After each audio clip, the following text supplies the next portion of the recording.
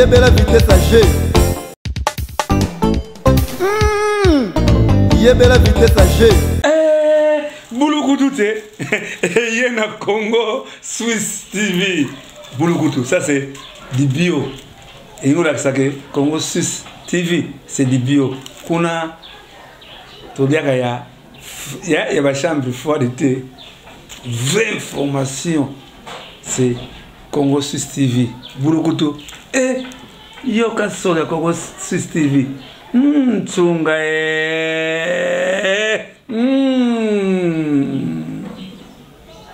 Bana kini, bana poto, wapi partout, bisika bozali, vraiment site na bino yangoyo.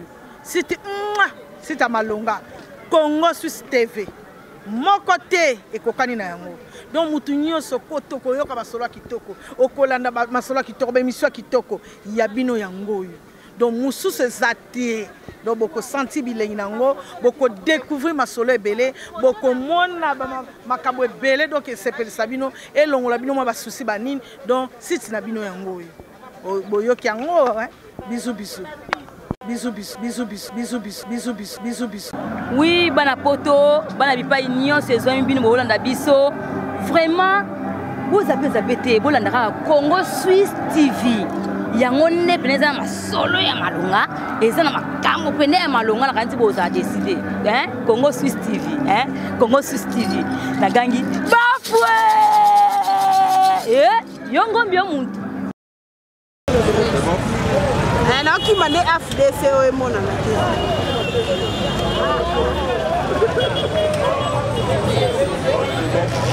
oui ça va.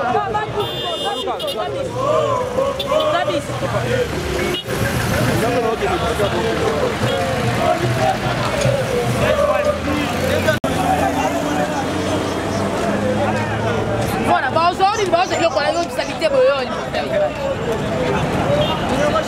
C'est bon.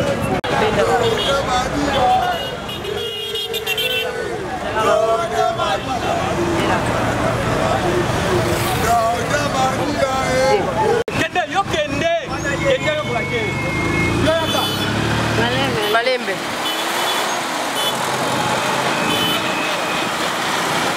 Pas ose, les mis à mandat. Go.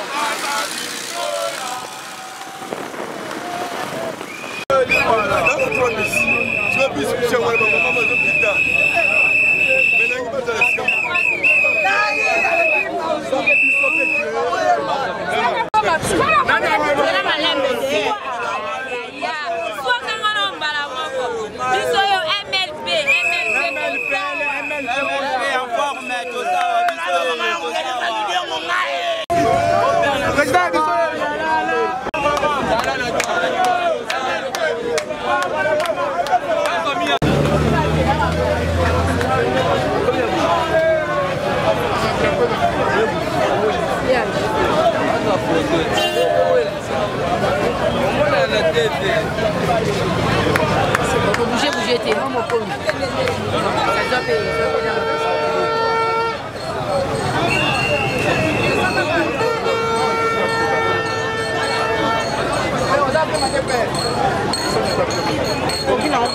C'est bon.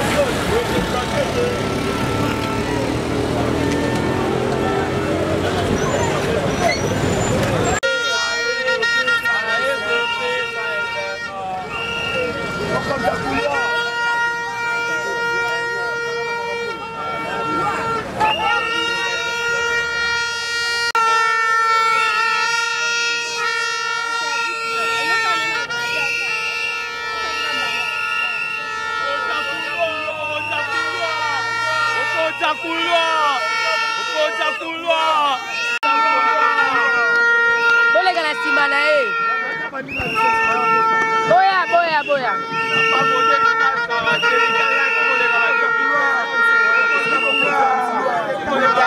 Baya.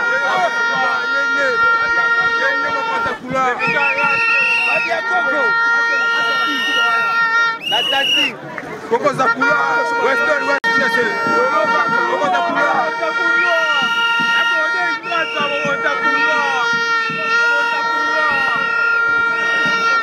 ça alors, bien ça. Allez,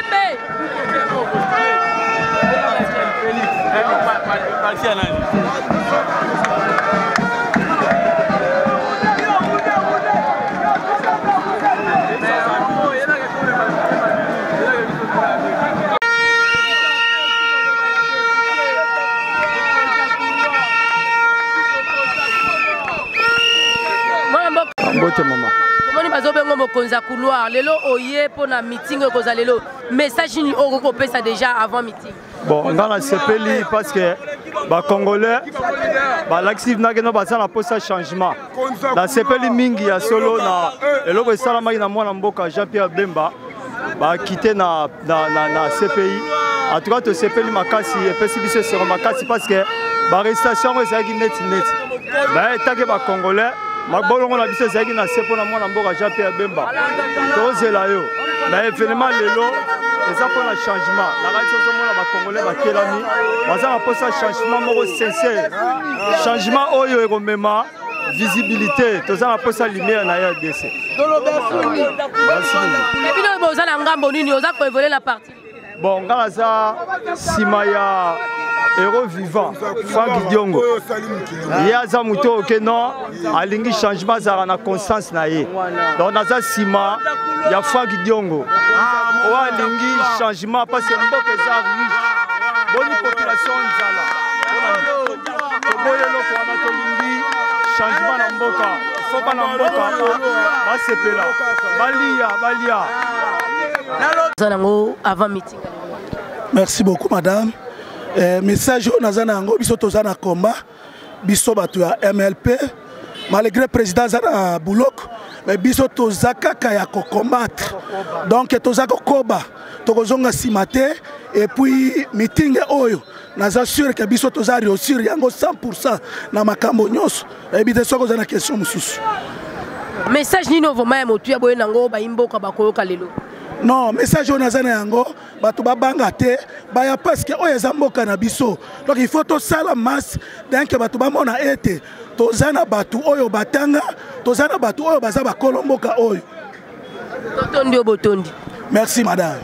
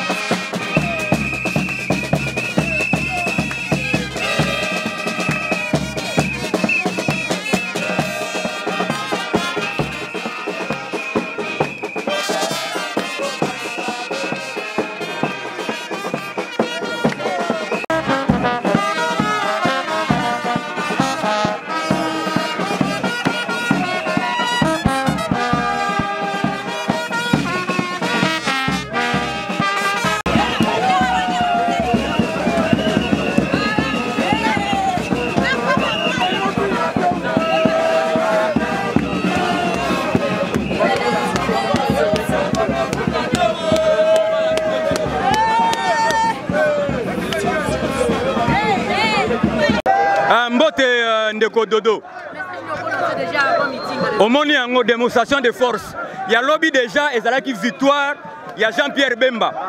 Il y a Lelo et Zali a meeting, il y a Lelo moni démonstration de force. Pour la démonstration de force que l'État moini a Zali sous na esikate.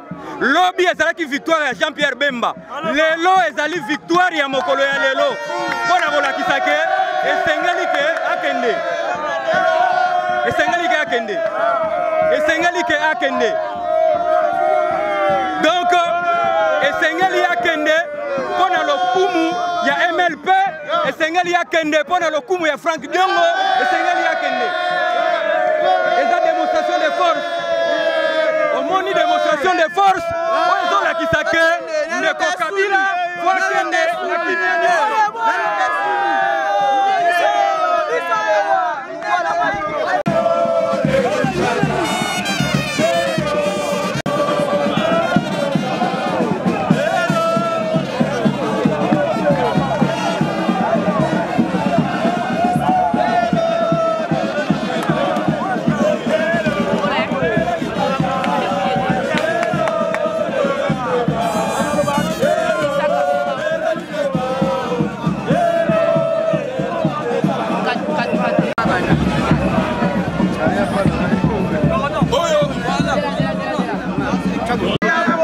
Nebsaki bango tolobi lelo ezalinde mokolo oyo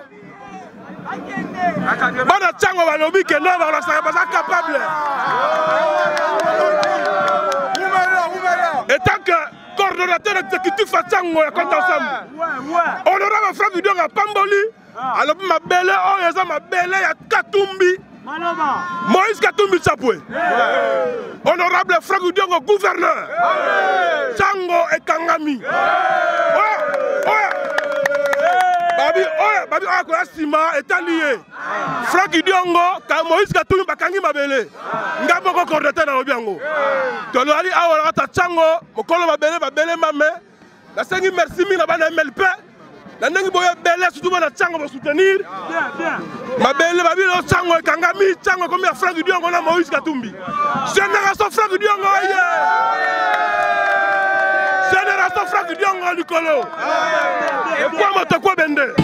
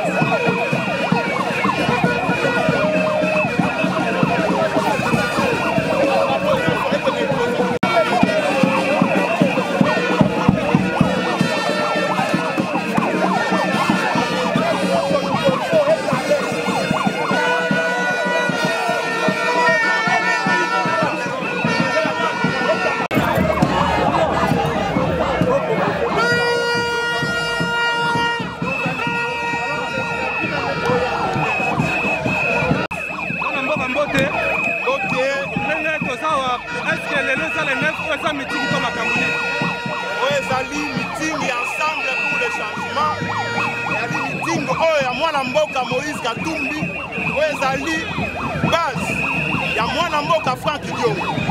Franck Idongo a été yende candidat gouverneur à la ville de Kinshasa. Donc, Chile Kwei, Changwe Kwei, pour la relaxation Katumbi, qui est gouverneur à Kinshasa, à Bakoko le Babakonyof.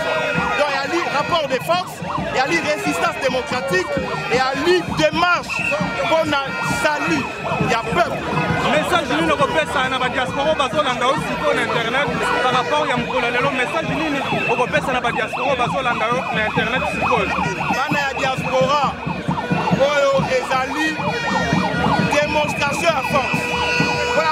kolakisa ete Kabila toki kobengana ye na makolo oyo ezali fox ya Frank Diongo atie yango na bitumba ya Katumbi oyo eza masekite diaspora mobilisez-vous victoire eza certaine. Vous avez assuré sécurité ça quand même par rapport à journal Lelo. Sécurité à rassurer la police nationale, MONUSCO, MLP ensemble qu'on a l'élément de la sécurité.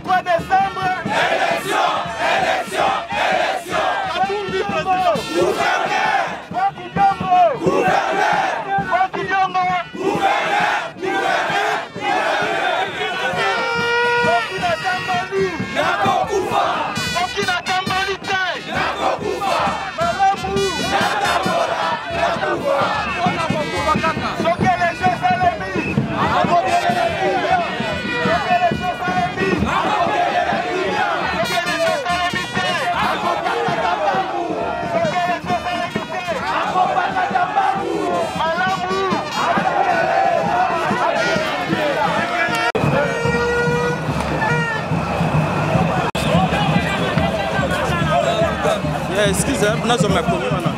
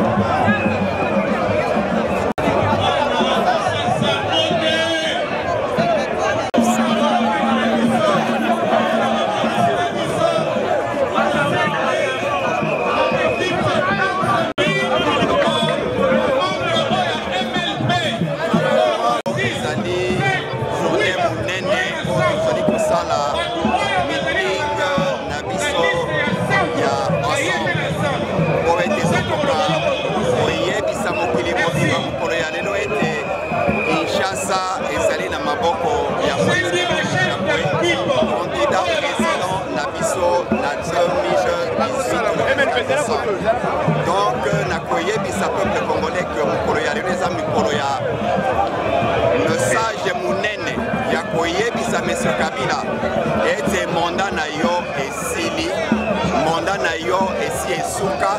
Il serait souhaitable pour toi d'organiser ma élection d'ici le 23 décembre 2018 de façon que beaucoup de na Kimia, parce que ce qu'on bongisi l'élection, beaucoup de na Kimia, ce qu'on bongisi le peuple congolais a pris en charge. Voilà des messages pour tous les Congolais, M. Kabila, tous les Congolais, le peuple congolais, d'ici le 23 décembre, cette élection d'égalité, le peuple a commis soit en charge.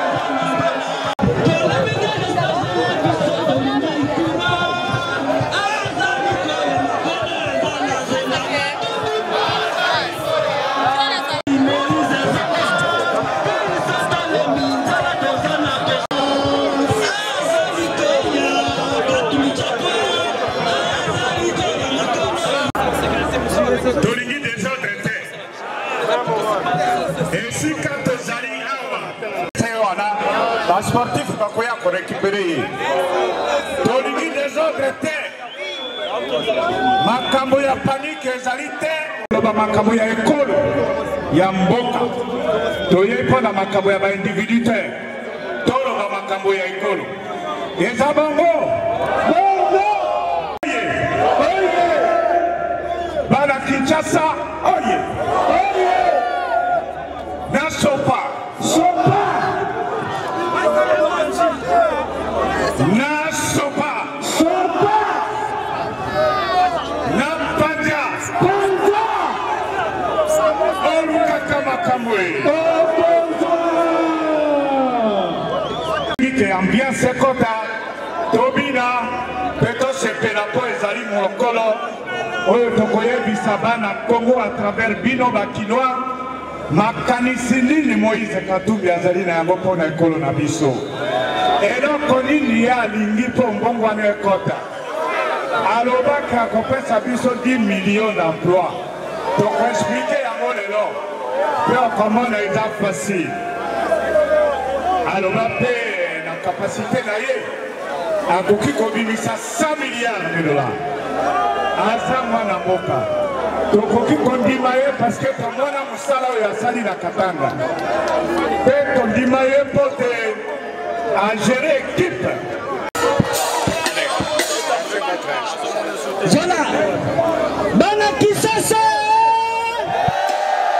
Bana Kisasa. Tope papa.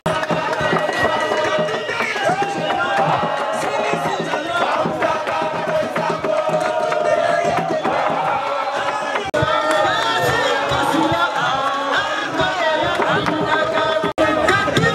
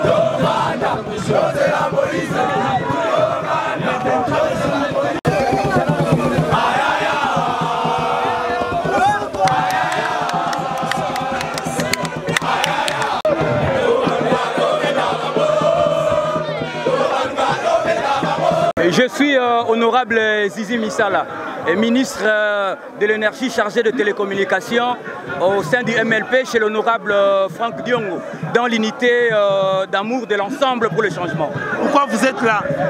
Et je suis là pour démontrer que l'ensemble est une plateforme de la force et que nous venons de démontrer que nous avons une force qu'est l'opposition Itini. Vous nous avez vus ici ensemble avec tout le monde pour démontrer la force, pour demander le départ de monsieur que vous connaissez très bien, le monsieur que nous connaissons très bien qui est déjà hors mandat, qui doit partir en paix, de nous laisser calme et tranquillement, qui doit rester sénateur à vie. Est-ce que Moïse Katumbi sera de retour ici? Je vous rassure que Moïse Katumbi sera de retour. La présence de l'ensemble, c'est la présence de Moïse Katumbi. La présence de l'ensemble, j'insiste, c'est la présence de Moïse Katumbi. C'est un fils du pays, il a le devoir de retourner. Hier, nous avons fêté la victoire de notre frère Jean-Pierre Bemba. Demain, nous allons fêter le retour de la victoire de Moïse Katumbi. Et après-demain, nous allons fêter l'espoir de Franck Diongo qui va sortir là où l'État lui avait mis en place. Merci. Un beauté. Omoni yango eza makambo masekite. Ezali makambo ya kolakisa ke unité et opposition. Donc unité et opposition na kati ensemble. Oyo bomoni présence na ngai 4 membres ministres, il y a MLP, représentant valable, il y a honorable Franck Diongo avec la foule immense ici. Donc toye kolakisa unité d'ensemble pour faire partir monsieur Kabila. Na lobby na yo Moïse Katumbi ozonga balobi azamo na Congo akozonga lobby to sepela ki na victoire ya Jean-Pierre Bemba oyo l'État moyini alobi ke bino presse Moïse apesa bino mbongo songolo pour passer la propagande mais na lobby na yo lolenge tozwaki victoire ya Jean-Pierre Bemba ndenge tokolokota victoire ya Moïse Katumbi ndenge tozali kolokota victoire ya Franck Diongo na lisanga ya ensemble mobimba oyo ezali ko regrouper opposition mobimba oyo lobi olobaki ke ezali séparé lelo ezali ine. Ok, merci beaucoup.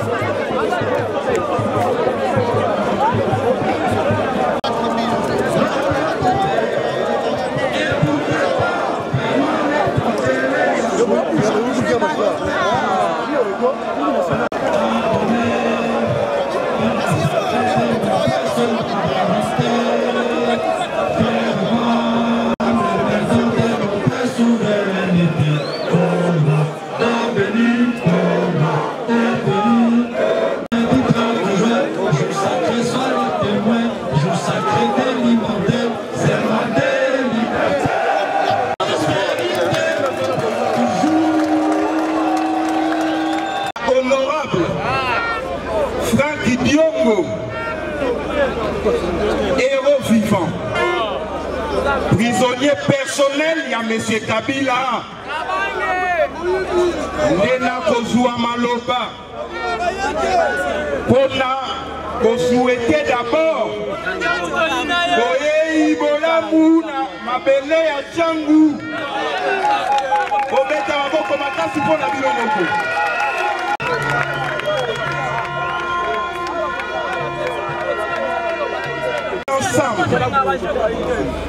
Vice-président Pierre Lou na bakonzi nyonso ya bureau politique natondi bino botondi ndenge borépondre na mbele ya président ya république ya lobi Moïse Katumbi Chapwe.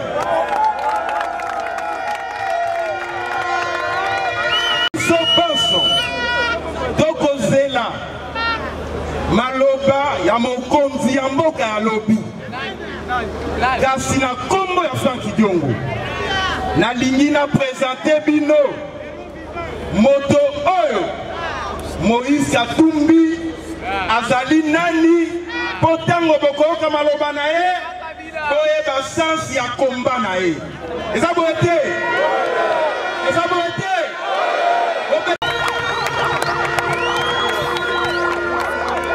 Coordonnateur régional Azali élite ya bana ya Congo.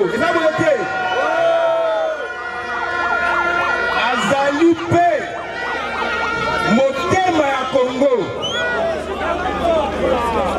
Soki oteli bitumba na ye malamu. Président Katumbi azali lokola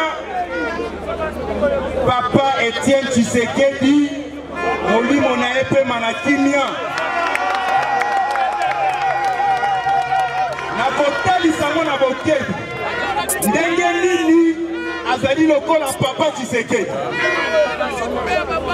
Soki otali Papa Tshisekedi asalaki mwa ngonga na Mobutu na nsima na yango tango makila ya demokrasia matie na motema atlongwaki na ngambo ya Mobutu pe akombataki eza boye te aresistaki yango boyokaki histoire ya 13 parlementaire moko atikali na bomoi na kombo ya Frank Diongo ezali Papa Kyungu Akumwanza ici présent. Bona yango Président Katumbi P. Merci beaucoup, merci. Baba Katanga. Na Monsieur Kabila. Tango tokomile na 2015 Kabila na Katanga. Président Katumbi gouverneur. A télémélié. A ébicié boye. Na lingi lisusu komona. Troisième fois pénalité. Eza boyete. Eza boyete. Il faut à la mopani. Pona oebisa Monsieur Kabila. Tango aza na mabele na yo. Na boyi troisième fois pénalité. Nde na bolingo ya mboka. Mwana mboka Moïse Katumbi atiki bomengo. Atiki pouvoir yena baninga ya G7 balongwe batiki honneur ya pouvoir balobi le peuple doit gagner, le peuple gagne toujours. Debitumba ya démocratie, Debitumba ya ensemble pour le changement. Président Katumbi azali pe lokola Moïse na Biblia na sima ya kofanda mwangonga na Pharaon amoni mabe ya Pharaon amoni boumbu ya bana Israël Egypto nde Nzambe asali kati ya Moïse na Biblia atelemeli Pharaon pe abotoli pouvoir na boete pona yango Congo ezali lokola Israël et Afrika tozui Moïse na biso pona akangola ekolo. Président Katumbi, Obo Elie Pekola, Macky Sall na Sénégal. La sima ya kotravaye na Abdoulaye Wade. Tango Wade a changé la constitution. Ndenge M. Kabila a meka. Macky Sall a longwe. A Bundisi Wade. Pe Macky Sall est le président de la République du Sénégal. Talandenge Mokonzi Katumbi a kokoma président. Bitumbaneza ya solo. Ometele na boko makasi. Mwana mboka Franck Diongo apesi bino mbote a partir ya prison centrale ya Makala ya kokangola mboka nzela ya libération nzela ya bolamu ya peuple ya nzela ya ensemble pour le changement na mwana mboka Moïse la République démocratique du Congo.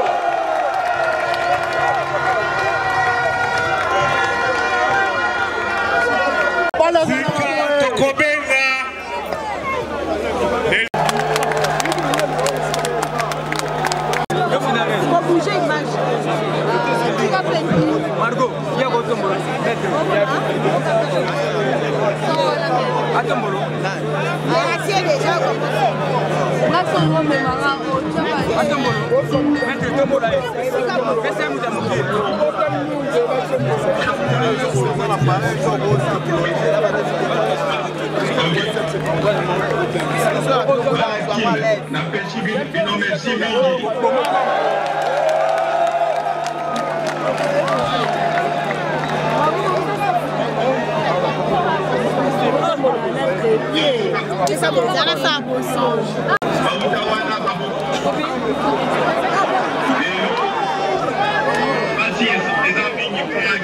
déjà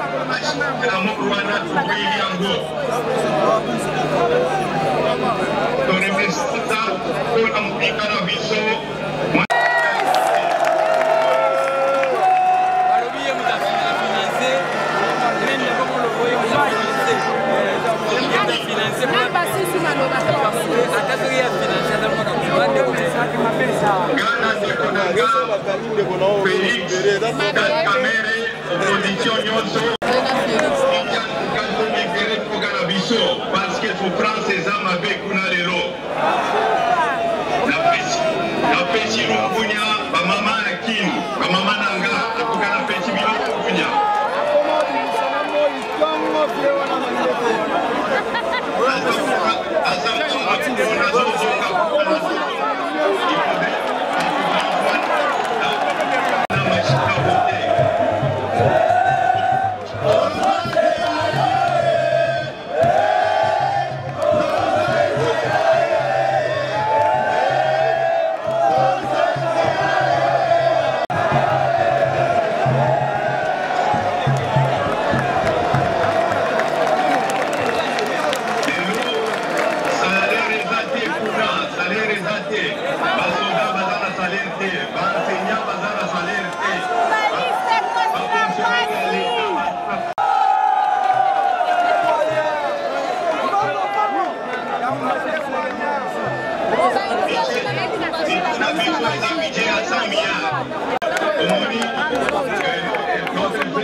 Jean-Pierre Bemba a été acquitté. Tozana va prisonnier politique Kuna, Franck Diongo, Jomi Dongala, Carbone, Joko, Nabami, Nabami, Bisso. kosala nyonso wana injustice biso nazoya eske kokokanya baélection wana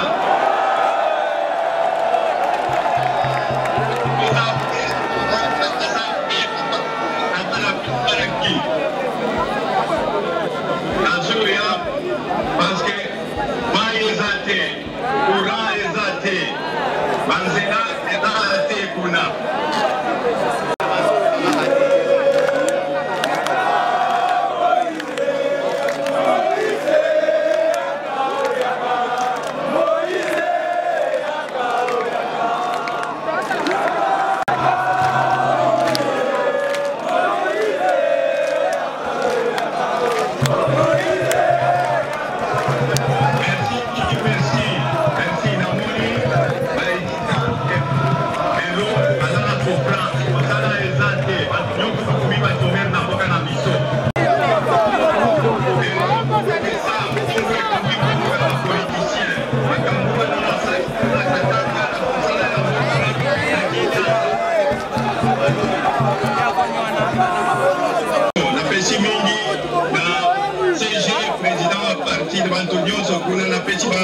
En tout cas, merci mingi, bana kikine.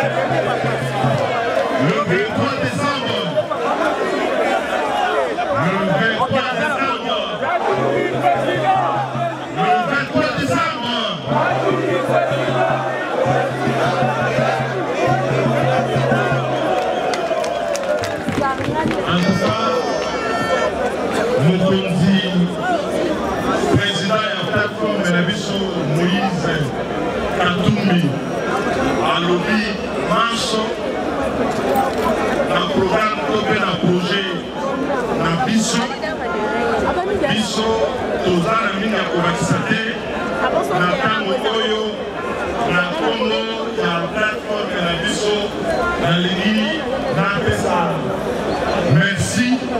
Merci. Pour les changements qualitatifs, donc je crois qu'il n'y a rien à dire, il n'y a pas de commentaires à faire. Et par rapport à la candidature commune que vient de parler le président, comment vous l'interprétez vous au niveau de la candidature commune, c'est une très bonne chose. Au lieu de parler de candidature unique, la candidature commune, parce que la politique, c'est l'addition. La politique, c'est l'addition et même plus la multiplication et non la soustraction. Donc nous devons saluer cette proposition d'une candidature commune de l'opposition parce que Jean-Pierre Bemba, pour ne pas le citer, c'est un de nôtres. Il est un des joueurs, un joueur compétent, un joueur expérimenté de notre équipe, l'équipe de l'opposition. Je pense que la paire a changé de camp. L'autre camp n'a pas de joueurs. Nous avons des joueurs. Moïse Katumbi, Félix Tshisekedi, Jean-Pierre Bemba, Vital Kamerhe, Moïse Monidela.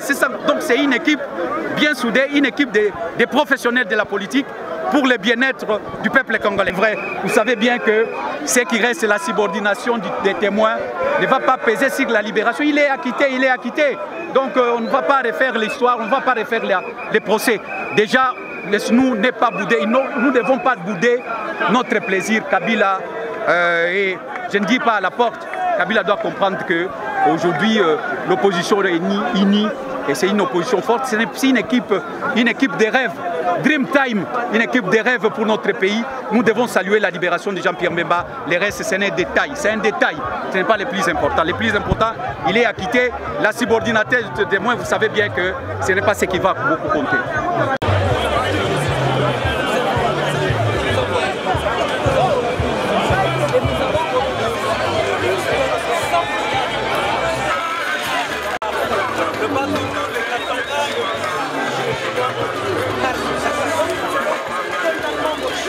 Je vais d'abord vous donner des précisions. Sur le plan juridique, il n'y a même pas un débat à ce sujet-là. Prenez le calendrier de M. Nanga qu'il a publié. Nulle part. Vous verrez même dans ses différentes intentions de la proposition d'un budget ou des difficultés qu'il peut rencontrer, il n'a jamais parlé de la machine à voter. Ça, c'est une façon de vous dire que sur le plan des droits, c'est un faux problème. Parce que la question, elle est politique. Parce que les politiques, notre peuple est déjà d'accord. Aujourd'hui, ce n'est pas seulement le message du président Katumbi. Ce n'est pas seulement le message de l'ensemble pour les changements, mais c'est le message de tout un peuple qui ne veut pas de la machine à voter. Et celui qui va s'entêter devant la pression populaire, je crois qu'il récoltera réellement de ce qu'il a sémé. Nous vous disons sincèrement qu'il y aura des élections dans ces pays sans machine à voter. Et celui qui va tenter de s'opposer à ça, je crois que le peuple pourra s'occuper de lui. Donc c'est clair et net.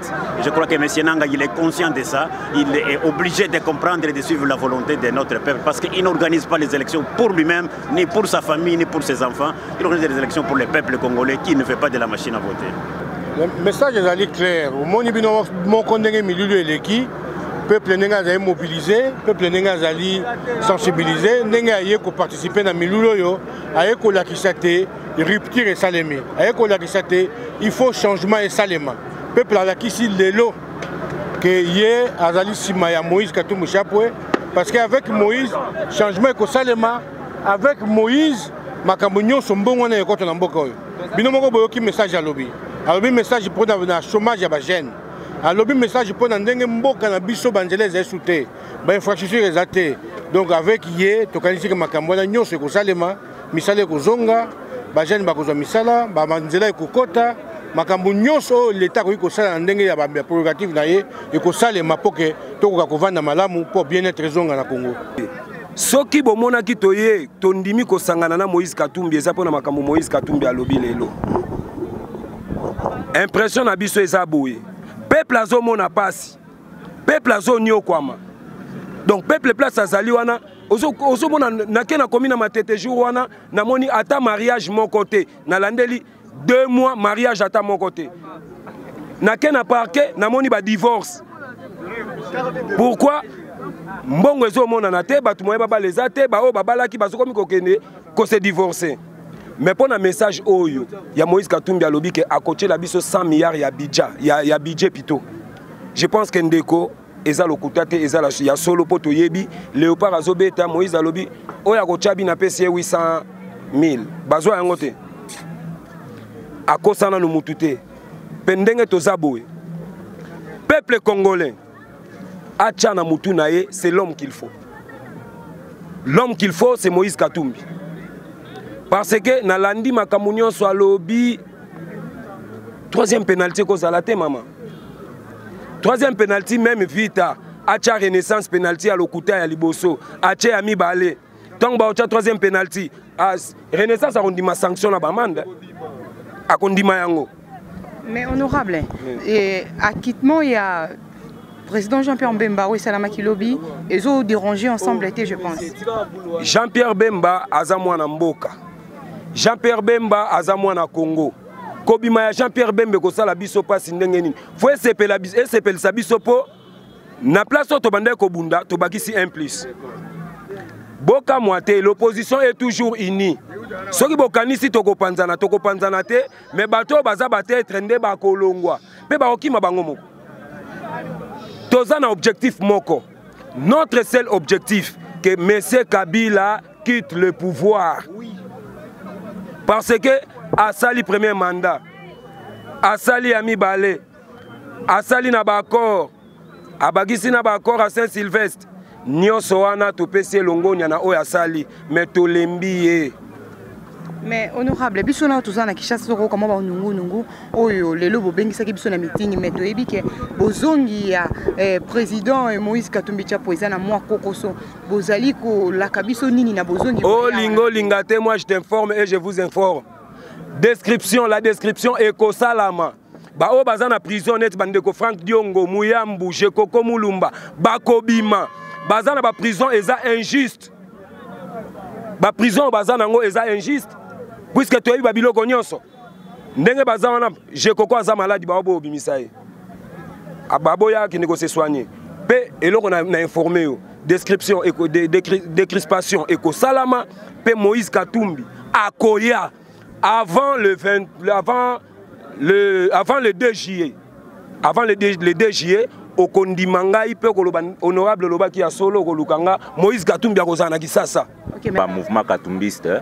Donc, tout ça, na idéologie Nabiso, Oyo, il y a pour soutenir le président Moïse Katumbi pour accéder à Kitia Bokondi. Moïse, na Bible, a salé la ranzete, Oyo a kabolé la ramaï. Oyo asali la ba miracle belé a betara nzete na libanga bimisi mai. Donc biso les bâtons de Moïse Katumbi nde to zali pe na idéologie wana pe na vision ya Moïse Katumbi to monaki ke eza malamu to na mwana mboka Moïse Katumbi nde yango alobi na bango lolenge nini mboka ezali kotambola na lolenge mboka ezali kotambola na lolenge moko bien te.